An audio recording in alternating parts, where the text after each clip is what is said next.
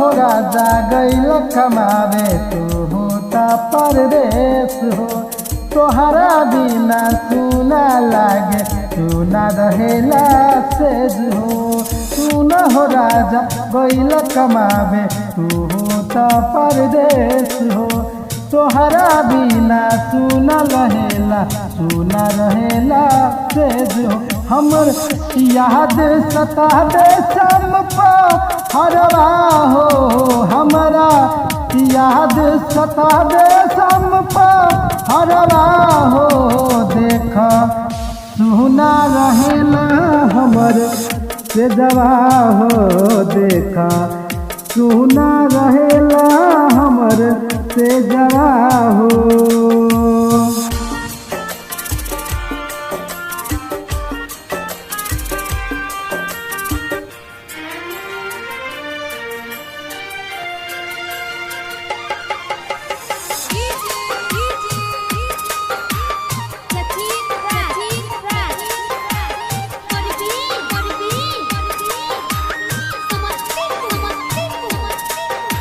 जब जब तो हर याद आवेला मन में दुख हो जाला हो। बोल कैसे हम जियब कैसे जियब अकेला हो। जब जब तो हर याद आवेला मन में दुख हो जाला हो। बोल कैसे हम जियब अकेला। देखा कबहू न भेजलू में सजवा हो। देखो कबहू न भेजलू में सजवा हो। देखो सुना रहेला हमर से जवा हो। देखो सुना रहेला हमर से जवा हो।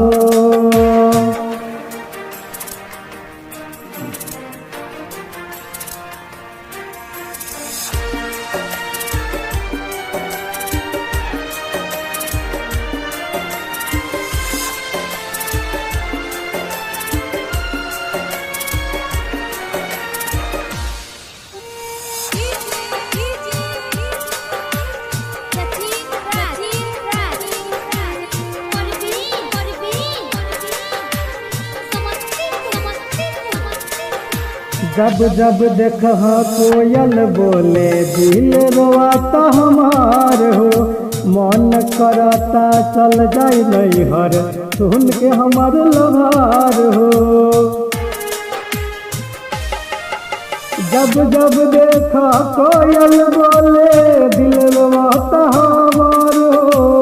मन करता चल जाए नैहर सुन हमार लभार। देख के कहत शहर वन दे वरवा हो। देखता कहत रितियानंद दे वरवा हो। देखा सुना रहेला हमर से जवा हो।